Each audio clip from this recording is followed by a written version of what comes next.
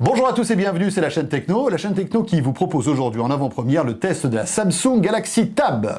La tablette de Samsung, très attendue, elle est disponible en France et vous vous demandez évidemment ce qu'elle a dans le ventre, ce qu'elle vaut. Eh bien on va tout vous dire. Tout, t'es sûr? On dit tout. Absolument tout. On ne vous cache rien.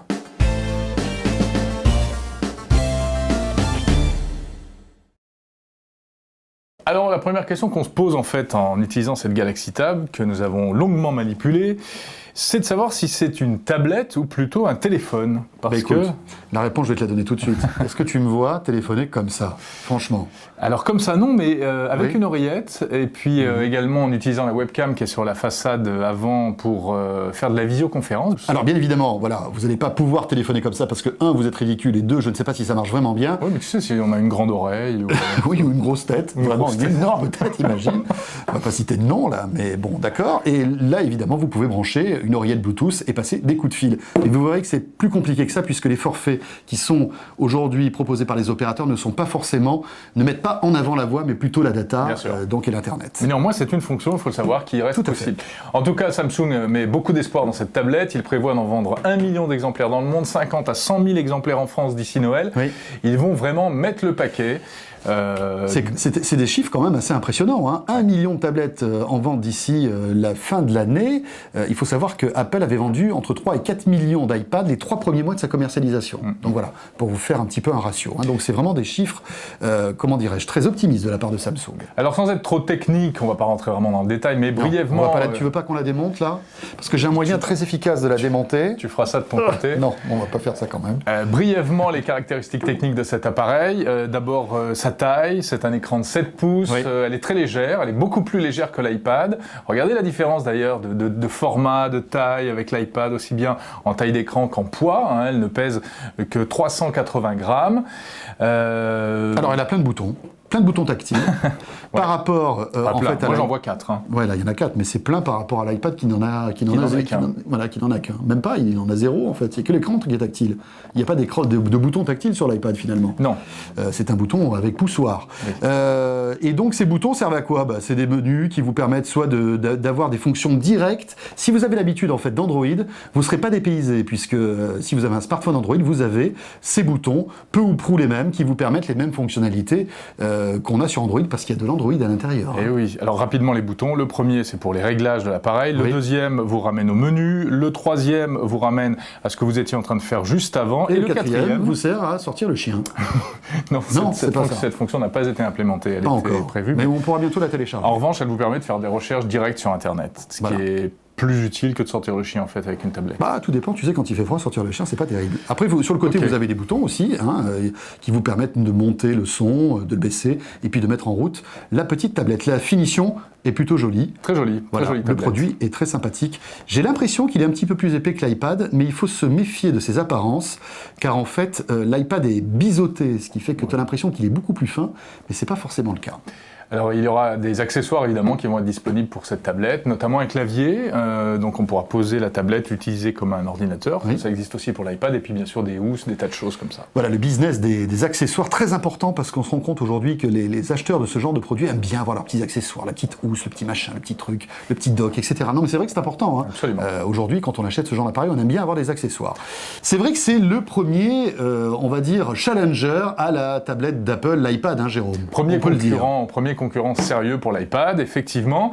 Samsung a beaucoup d'espérance, ils espèrent en vendre 1 million d'exemplaires dans le monde, 50 à 100 000 Galaxy Tab d'ici Noël, en tout cas c'est ce qu'ils prévoient. Alors juste, si on compare ce chiffre d'1 million d'ici les fêtes de fin d'année par rapport aux 3-4 millions d'iPad vendus les 3 premiers mois de sa commercialisation, voilà, c'est quand même un chiffre très ambitieux de la part de Samsung. Hein. On va voir s'ils arrivent à le maintenir. Voilà pour l'appareil, on parle tout de suite de ce qu'on voit, l'interface et les programmes.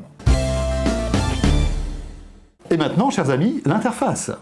Je le fais bien. Tu le fais pas mal, oui. Je fais bien le jingle, oui. C'est son côté pom-pom girl. Merci. L'interface, c'est Android, le système de Google. C'est l'Android Froyo, parce qu'il y a plusieurs Android, qui est donc qui occupe tout le système, hein, là, qui fait tourner la tablette en fait. Voilà, alors encore une fois, je revenais à tous les utilisateurs de smartphones Android, vous ne serez pas dépaysés puisqu'on retrouve le même environnement, la même simplicité d'utilisation d'Android sur cette tablette avec quand même on le sent derrière un hardware comme on dit, hein, des techniques à l'intérieur, des spécificités techniques qui font que ça tourne bien, on sent qu'il y a un processeur puissant, qu'il y a pas mal de mémoire, ça y va, hein, ça booste hein, quand voilà, même. Hein. Il faut le dire, hein, une interface très fluide, pas mal de réactivité, même si moi j'ai noté quelques ralentissements parfois pour lancer des applications. L'écran a quelques ratés de temps en temps. Pas très agréable. Bon. Malgré tout, grosso modo, on retrouve la fluidité qui faisait défaut sur des tas de clones de l'iPad ou de l'iPhone. Bah là non. Là, vraiment, ça fonctionne bien. Bon, le navigateur, on l'a dit, hein, c'est la manière dont vous allez pouvoir surfer sur toutes les pages de menu que vous avez sur cet appareil. Et puis le navigateur Internet aussi. Le navigateur Internet aussi. Un navigateur Internet qui est, encore une fois, un navigateur Android très complet, qui lit le flash. Cela dit, le souci, c'est que ça ramouille un peu. Ça ramouille. Il y a parfois des temps de latence, quand par exemple vous essayez de zoomer, de dézoomer sur la page. On n'a pas une fluidité exemplaire. Ce n'est pas gênant pour surfer, mais on se dit, tiens, oh là là, j'aimerais bien gagner une demi-seconde là, quand je fais cette manip. Alors, tu l'as dit, il lit le flash, c'est-à-dire qu'on peut regarder des vidéos en flash, des animations en flash sur Internet. C'est un plus par rapport à son concurrent principal. Oui, hein, mais n'oublions pas que le flash est un système qui nécessite énormément de ressources matérielles et parfois, non, il s'en mêle un peu les pinceaux. Voilà, c'est-à-dire que là, c'est peut-être aussi pour ça que ce navigateur rame parfois. Si vous lancez une page qui est en flash, bien sûr, on n'aura pas la rapidité et la fluidité qu'on peut avoir sur un vrai PC qui, lui, est fait pour ça. Hein. En revanche, très agréable, ça c'est Android qui nous l'offre, les nombreuses possibilités de personnalisation. Donc vous pouvez promener vos petits widgets, les organiser comme vous voulez.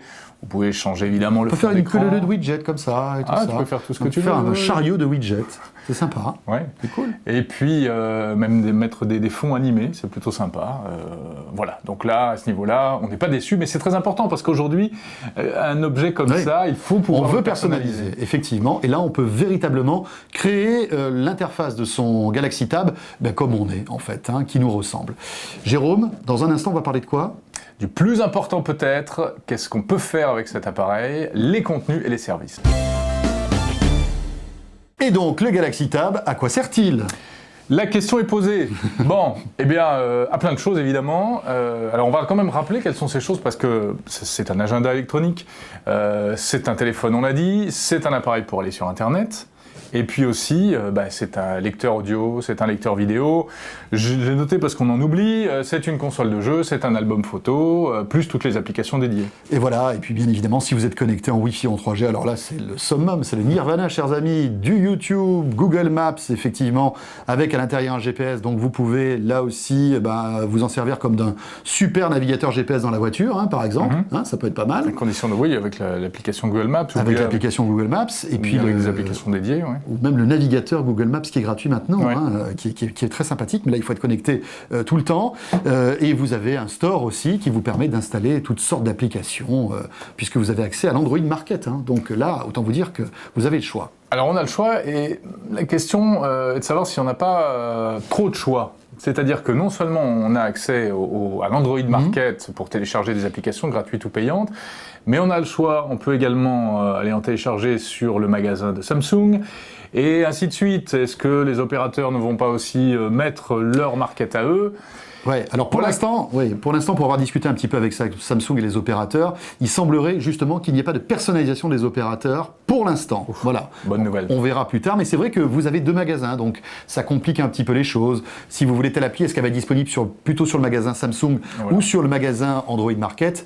C'est ça qui est un peu compliqué, effectivement. On aurait voulu quelque chose d'un petit peu plus intégré, on va dire. Hein. Mais bon, écoutez, qui peut le plus peut le moins, on a déjà là vraiment du choix. Alors en tout cas, il y a une chose qui est très positive, c'est que le constructeur Samsung a passé des accords avec des éditeurs et des fournisseurs de contenu français pour offrir de manière simple toutes sortes de contenus. Oui, parce que Samsung a bien compris que derrière cet appareil, qui n'est rien finalement, tout seul, il faut des services et des services localisés en français.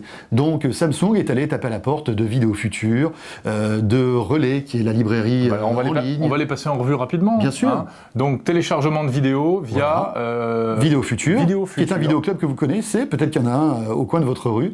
Eh bien, vous allez retrouver une sélection de films en location sur l'appli Vidéo Futur. Je dis bien une sélection puisqu'il y en aura quelques dizaines, peut-être à terme quelques centaines, donc on n'aura pas le choix d'un vrai vidéoclub ou le choix de certains services concurrents, mais c'est un début. On va pouvoir relativement facilement acheter des films. Donc comment ça se les passe? louer. Quelques euros, ça coûte 2, 3, 4 euros. Alors, c'est de 4 à 5 euros, en fait, tout dépend de la fraîcheur du film, tu sais, c'est toujours la même chose, voilà, je crois que c'est 3,99 ou 4,99 pour un film plus récent. Alors je paye comment? Alors, c'est là où ça se complique. C'est-à-dire que autant chez Apple, puisqu'on va les citer, vous avez un magasin qui est général, global, avec un seul numéro de carte bancaire, un seul compte, vous achetez votre musique, vous achetez vos applis, vous achetez vos films, et tout le reste en fait. Là, malheureusement, il n'y a pas... On peut pas commander les courses pour le repas du soir, mais presque. Voilà, mais là, sur ce Galaxy Tab, il n'y a pas ce service intégré. C'est-à-dire que vous allez devoir créer un compte chez Vidéo Futur, chez Relais, chez Gameloft, puisqu'il y a aussi du jeu vidéo, on va en parler. Donc, à chaque fois, un compte bien spécifique où il faudra rentrer vos coordonnées bancaires. Bon, c'est un peu fastidieux, mais à partir du moment où vous l'avez fait une fois pour Vidéo Futur, vous accédez gratuitement à la bande-annonce du film que vous voulez voir, vous l'achetez, donc en rentrant votre login et votre mot de passe, et là, vous allez débiter de 4 ou 5 euros, tout dépend du film que vous prenez, et il va se télécharger, d'accord? Mais le problème, car il y a un problème, c'est que pour regarder ce film, il va falloir être connecté simplement pour que, en fait, Microsoft, puisque ce sont des DRM Microsoft qu'il y a dans le système, ce sont des DRM Microsoft autorise la lecture du film. C'est-à-dire, pour empêcher le piratage, en fait, il y a une sécurité qui fait qu'on doit activer la lecture du film. C'est ça. Et donc, cette sécurité, il faut l'activer avec une connexion Internet. Donc, prenons le cas de l'avion. Vous téléchargez, vous avez un long vol de 10 heures, d'accord? Vous téléchargez tous les jours, plein de films. Non, mais ça peut arriver. C'est typiquement, bon, ça peut arriver. Vous faites 3-4 heures de vol. Vous vous dites, tiens, je vais télécharger mes films préférés. Le souci, c'est que vous décollez et vous voulez regarder le film. Si vous ne l'avez pas préalablement activé, eh bien, vous ne pourrez pas le voir puisque vous n'aurez pas l'autorisation de le regarder. C'est vraiment rageant. Aujourd'hui, en 2010, arriver à cette hérésie, je trouve ça vraiment Si on dommage, oublie de l'activer avant de monter dans l'avion, une fois dans l'avion, on n'a plus de connexion Internet, c'est terminé. Voilà, si vous l'avez activé avant, il n'y a pas de souci, vous pourrez le regarder. Mais il faut y penser avant. Gros problème. Il faut le dire, c'est l'une des choses qui nous ont fortement déplu sur ce service et sur cette tablette. Deuxième service, le service Relais, Jérôme. Alors Relais, donc les journaux Relais, vous connaissez, c'est pareil, c'est la chaîne qui vend des... On parlait des aéroports et des gares, il y en a aussi partout, c'est la même chose. Et qui depuis longtemps propose des journaux dématérialisés, disponibles de manière spécifique sur le Galaxy Tab. Alors, passer la procédure d'inscription dont tu parlais tout à l'heure, ensuite, comment ça se passe? Et bien là, vous payez soit votre magazine à l'acte, soit vous avez un abonnement qui peut être sympa pour tous les boulimiques de lecture de magazine, pour 17 euros, je crois, ou un petit peu plus. Vous avez accès à tout le catalogue, en illimité. C'est-à-dire que là, tu as accès à des centaines de magazines en lecture illimitée. Ça, c'est plutôt pas mal. Le seul souci, car il y en a un, c'est que ces magazines, vous ne les téléchargez pas. Vous les lisez en stream, c'est-à-dire qu'il faut avoir une connexion pour que les pages de des magazines que vous voulez lire s'affichent. Donc, encore mon exemple, ou de TGV, quand tu es à 300 km/h, la 3G, ça passe pas. Il n'y a pas encore de Wi-Fi dans les trains, ça va bientôt arriver, mais c'est pas encore le cas. Ou dans un avion, eh bien, cette appli ne vous servira à rien, puisque comme vous n'avez pas de connexion, vous ne pourrez pas regarder vos magazines. Il aurait été quand même plus futé de pouvoir télécharger ces magazines pour les regarder tranquillement, offline. Alors l'avantage, c'est qu'on n'utilise pas et on n'embouteille pas la mémoire du Galaxy Tab, mais bon, en même temps, la mémoire est faite pour ça. Et puis bon, le fait de télécharger un magazine vous permet de le lire beaucoup plus rapidement. Il suffit qu'il y ait une connexion qui soit pas terrible. Ça met des dizaines de secondes avant que la page s'affiche. C'est vraiment pas très pratique. Et puis autre avantage, cela dit, si la connexion de départ est pas très très bonne, au moins tu peux commencer à lire ton magazine sans avoir attendu qu'il se charge en entier. Tout à fait. Voilà. Mais bon, alors quand on pose la question... Il y a du pour et du contre. Voilà. Mais a priori, on est plutôt contre. Quand on pose la question aux développeurs de ces applications, à la fois Vidéo Futur et Relais, ils travaillent évidemment, ils sont conscients de ces défauts, ils travaillent avec les ayants droit parce que le problème ne vient pas d'eux, vient des ayants droit pour essayer d'enlever ces barrières pour qu'on puisse à la fois télécharger des magazines à l'avance, et puis aussi pouvoir regarder un film sans avoir cette validation Internet avant de commencer à le regarder. Il faut dire quand même, François, que pour l'utilisation à la maison, ce qui, pour une grande part, c'est ce qu'on fait souvent avec ces tablettes, on les utilise quand même chez soi avec une bonne connexion Wi-Fi. Là, il n'y a aucun souci. Il n'y a aucun souci, évidemment, on est d'accord. Tout va très bien fonctionner. Mais bon, c'est vrai que si vous partez en voyage, par exemple, et que vous dites, tiens, avant de partir, je vais télécharger des magazines ou des films, il faut être connecté pour pouvoir les regarder. Ça, c'est un peu embêtant. Le jeu, maintenant... le jeu vidéo. Le jeu, c'est positif. Parce que là, Samsung est bien passé un accord avec Gameloft, qui, on le sait, est excellent dans le domaine du jeu vidéo sur sur mobile. Donc là, vous avez tous les gros blockbusters de Gameloft. Par exemple, on vous offre un jeu qui est superbe, qui s'appelle Nova, qui est un jeu, un FPS, un first-person shooter, qui est inclus dans la tablette. Donc là, pas de souci, vous pouvez y jouer gratuitement. Et puis après, vous avez même droit à un jeu gratuit en plus. Pas mal. Ça fait partie en créant un compte. Et d'ailleurs, de lancement. Justement, Samsung est très généreux puisque que ce soit en vidéo à la demande ou même en bouquin avec relais, vous avez plein d'offres gratuites. C'est-à-dire qu'à partir du moment où vous offrez, on vous offre des vidéos à la demande et on vous offre des bouquins pour que vous puissiez justement vous accaparer cette technologie. Bravo Samsung, c'est une très bonne idée. J'en connais par exemple Apple qui offre rien, ou alors très peu quand on achète son produit. Là, Samsung fait un effort. Pour les jeux, donc, c'est pratique. Tu télécharges, et à partir du moment où il est téléchargé, que vous soyez connecté ou pas, ça fonctionne. Et puis après, c'est une vraie console de jeu, comme. Ouais, regardez, un Nova ou des jeux de course de voiture, c'est très sympathique. On peut brancher ça sur un écran de télé. D'accord, puisque vous avez aussi une sortie vidéo, et vous pouvez par exemple jouer à vos jeux depuis le Galaxy Tab sur votre écran de télé, c'est plutôt sympa. On peut également lire des livres, et c'est vrai que les tablettes ce sont de formidables liseuses pour lire des livres au format électronique. Alors je sais que tu as testé ça, est-ce que l'écran, le 7 pouces, n'est pas trop petit pour lire des bouquins, c'est agréable ou pas? Alors par rapport à l'iPad, on est plus sur un format de poche, alors que l'iPad tire plus vers le format d'un livre traditionnel, mais c'est tout à fait faisable, oui, effectivement. Alors il y a notamment le service Read & Go d'Orange qui permet de télécharger et d'acheter des livres. Voilà. La musique, c'est vrai qu'il fallait que Samsung ait quand même son iTunes. Alors il y a un système qui vient d'Angleterre. Samsung a passé un accord là global européen avec un fournisseur de musique là traditionnel, c'est-à-dire que vous allez pouvoir acheter de la musique au titre. Mais comme vous êtes sous Android, rien ne vous empêche par exemple d'installer l'appli Spotify qui est disponible sous Android pour pouvoir en bénéficier. Par exemple, en streaming. Voilà. Allez, on parle du prix maintenant de la Galaxy Tab. Bon, le prix... c'est pas rien. Non, un prix à plusieurs tiroirs, on va dire. On peut dire ça comme ça. Alors vous avez le prix officiel, c'est-à-dire le prix de l'appareil, ce qu'on appelle nu.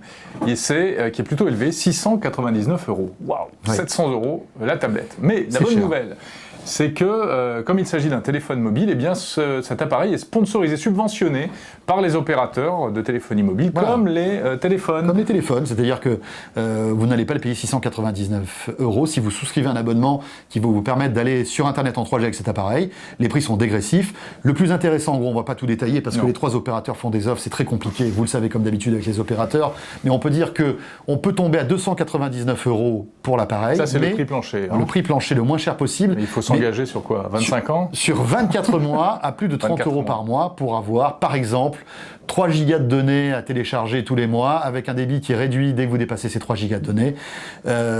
Alors moi, je voulais juste qu'on s'arrête 2 secondes là-dessus parce que je trouve ça très cher.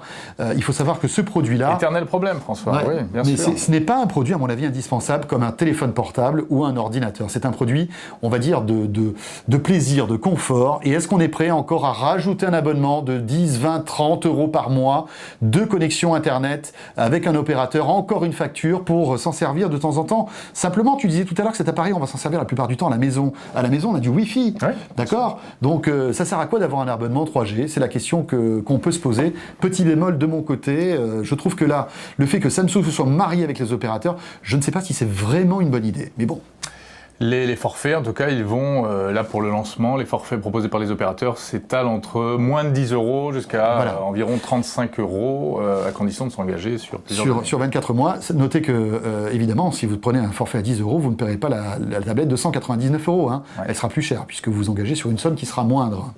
Voilà pour le prix, voilà pour les contenus, voilà pour les services, on a à peu près fait le tour. Tout de suite, notre verdict. Oh mon Dieu, le verdict!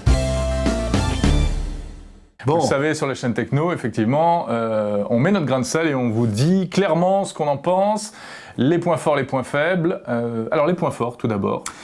Les points forts, c'est qu'on a aujourd'hui un vrai challenger à l'iPad. Moi, je trouve que c'est déjà le premier point fort. C'est-à-dire qu'aujourd'hui, on a un acteur sérieux, Samsung, qui se lance dans le domaine des tablettes avec une offre qui a été réfléchie, pensée et qui est cohérente. Donc ça, c'est le premier point fort. Ça, c'est bien. Après, l'appareil lui-même, moi, je le trouve plutôt séduisant. Les dimensions sont sympas. J'étais un peu sceptique au début. Je le trouvais trop petit par rapport à l'iPad. Et puis ce côté, le fait de pouvoir le tenir dans la main très facilement est plutôt agréable. Donc ça c'est bien, l'appareil est plutôt joli, ça c'est bien aussi. Ouais. Toutes les fonctions de communication, la téléphonie, la visio, etc., ça c'est très bien également. Oui, c'est vrai qu'on a oublié de le souligner tout à l'heure, mais vous avez 2 caméras, une à l'avant et une à l'arrière. Là, ça fait justement mauvais point pour l'iPad. Là, vous allez pouvoir faire de la visio et prendre des photos avec cet appareil-là. C'est plutôt un bon point. Hein. Si on compare à l'iPad toujours, eh bien, il faut dire que c'est un appareil qui, comme il est sous Android, est plus ouvert au sens informatique du terme. C'est-à-dire que vous pourrez installer plus de logiciels venant de tas de sources différentes, à condition évidemment qu'ils soient compatibles Android, mais il n'y a pas comme ça l'autorité d'Apple comme il y a pour l'iPad. Tu parlais d'autorité d'Apple justement, là on n'est pas obligé de connecter son appareil à un PC ou à un Mac pour pouvoir s'en servir. Ça c'est très bien, il est vraiment indépendant du PC. Voilà, vous le sortez de la boîte, vous n'avez pas de validation bizarre de la part d'un opérateur ou d'une marque pour qu'il fonctionne. Non, vous appuyez, vous rentrez votre code Wi-Fi, c'est réglé.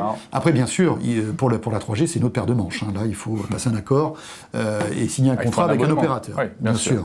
Donc ça, c'est plutôt pas mal. Alors maintenant, les points noirs, évidemment, parce qu'il y en a, des points noirs. Moi, personnellement, je l'ai dit tout à l'heure, j'ai noté quelques petits ralentissements. Oui. Ça m'énerve quand on clique sur un widget et puis que ça démarre pas, ça c'est assez pénible. C'est des petites imperfections qui gâchent un peu le plaisir, même si ça n'empêche pas de s'en servir. Moi, petit défaut, c'est concernant l'écran, qui est lié à l'autonomie aussi. On va parler d'autonomie. Hein. Bon, on est à 16 heures à peu près d'autonomie. Oui, annoncé par le constructeur. Hein. Voilà, on est moins bien que l'iPad là, hein, qui vraiment tire sur une autonomie qui est beaucoup plus importante. Moi, concernant la qualité de l'écran, il est pas mal, mais pour avoir un petit peu utilisé le Galaxy S de Samsung, qui est un écran OLED, là, on n'a pas de l'OLED, on a un écran LCD traditionnel, et je me demande pourquoi Samsung n'a pas tenté l'OLED sur ce produit. Franchement, ça aurait tout changé. On aurait eu un écran vraiment encore de meilleure qualité. Dommage, un écran OLED sur ce produit n'aurait pas été superflu. Absolument. Bon, et puis globalement, peut-être le principal défaut qu'on pourrait lui reprocher, mais qui est aussi le pendant de sa qualité, c'est que forcément c'est un système moins intégré que tous les produits Apple. Ça, on a tout le temps l'occasion de le répéter. Apple nous enferme dans son univers, c'est casse-pied, mais en même temps, on est tranquille, voilà, on est sécurisé, tout fonctionne bien. On paye, on est débité sur une seule facture. On est débité tout de suite, c'est super avec Apple, il n'y a pas de problème. Ça pourrait être débité, on est débité. Non mais c'est vrai que le petit problème et le petit défaut, c'est que là, effectivement, il n'y a pas ce côté intégré chez Samsung, et donc vous êtes obligé de créer un compte pour chaque service chez qui vous allez acheter des trucs. Il n'y a pas que Samsung, hein, de toute façon, c'est grosso modo tout ce qui n'est pas Apple, hein, en fait. Voilà, c'est ça. Bon, il va falloir maintenant qu'on se décide, Jérôme, parce qu'il va falloir qu'on décerne un award, un LCT Award pour ce Galaxy Tab. Exactement. Bah, écoute, moi je pense qu'avec tout ce qu'on a dit, allègrement, je décernerai un LCT d'or. Eh bien, tu sais quoi, pour la première fois, je ne suis pas d'accord avec toi. Moi, je vais lui décerner un LCT d'argent parce que je trouve justement qu'il y a, alors c'est ces petits problèmes de fluidité, ce côté pas très bien intégré qui, moi, me choque. En fait, j'aime pas rentrer plusieurs fois mon numéro de carte bancaire. Je trouve vraiment éliminatoire le fait qu'on puisse pas regarder une vidéo dans un avion ou sans être connecté, etc. Donc voilà, moi, je le rétrograde, je lui mets un argent, mais sachant que ce n'est que le début et que Samsung est vraiment bien parti avec ce produit. Bon, voilà tout ce qu'on pouvait dire sur cette Galaxy Tab, la tablette de Samsung. Alors, il y aura encore plein de trucs à dire, hein, mais voilà pour l'essentiel. J'espère que cette prise en main vous a un petit peu guidé dans votre choix. Peut-être ce sera le cadeau de Noël. Hein. En tout cas, merci de nous avoir suivis et on se retrouve très vite sur la chaîne Techno. N'hésitez pas à nous retrouver très vite sur le www.lachaînetechno.com. Et envoyez-nous vos commentaires. À très bientôt. Salut à tous.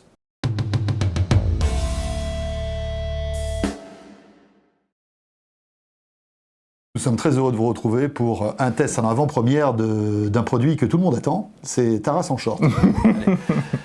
L'une des premières tablettes qui va déverser son fiel sur la multitude, la multitude pulsationnelle, c'est la Galaxy Tab. Bienvenue au café de la chaîne Techno. Allez, oui, va.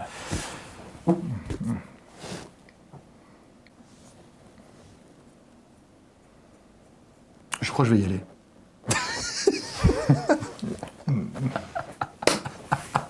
J'ai envie de se taper. Comme ça, j'ai très envie. Allez, et arrête de te coiffer bêtement.